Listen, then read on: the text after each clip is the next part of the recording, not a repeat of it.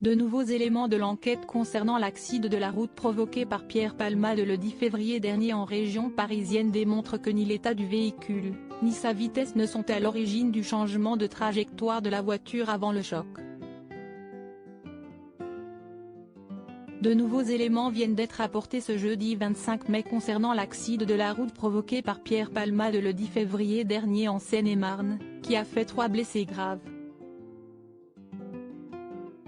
L'expertise menée sur la carcasse de la voiture de l'humoriste, qui pour rappel était sous l'emprise de stupéfiants, a démontré que la vitesse n'était pas en cause dans l'accident qui l'a provoqué.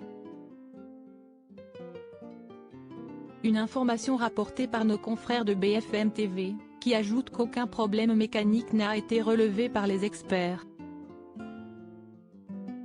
Ce n'est donc ni l'état du véhicule, ni sa vitesse, qui peuvent expliquer pourquoi le natif de Bordeaux a dévié de sa trajectoire peu avant le choc. À noter qu'un autre élément de taille dans cette enquête avait été révélé par la chaîne d'information en continu, à savoir le SMS reçu par l'humoriste alors qu'il était au volant juste avant l'impact. Sam Bouger, le passager qui était à l'avant du véhicule, avait expliqué aux enquêteurs que Pierre Palmade avait reçu un texto et qu'il lui avait demandé de le lire à voix haute alors qu'il circulait sur cette ligne droite. Les résultats des analyses avaient alors démontré que ce n'est pas la réception de ce texto, à savoir la sonnerie du téléphone, qui a conduit l'humoriste à changer de trajectoire.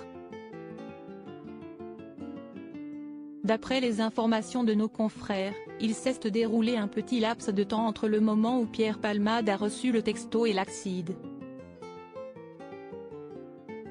Ce qui exclut ainsi l'hypothèse selon laquelle la réception de ce texto puisse être la cause de l'accident. Le bébé est-il né vivant et viable? Autre point très important dans ce dossier, le bébé que la femme enceinte a perdu suite à l'accident. Le fœtus de la passagère était-il vivant et viable au moment de sa naissance? Ou est-il décédé in utero? Si le fœtus est mort in utero, la justice ne pourra pas retenir la qualification pénale d'homicide involontaire à l'encontre de Pierre Palmade, indique BMF TV. Impossible pour le moment de connaître la vérité. D'après les informations de nos confrères, la juge chargée d'instruire ce dossier a mandaté un collège d'experts afin de réaliser des analyses plus poussées. Les experts vont devoir déterminer si ce bébé a pu respirer naturellement après la césarienne ou s'il n'a pu le faire qu'uniquement grâce à l'aide du respirateur artificiel dont il a été équipé immédiatement. Pour rappel, le premier examen médico-légal sur ce fœtus qui avait été réalisé le soir de l'accident avait conclu qu'il était bien né vivant et viable.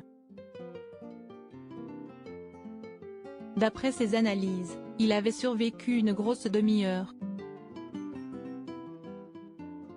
Mais l'autopsie réalisée par la suite avait conclu au contraire, nécessitant donc qu'un collège d'experts se penche sur cette question.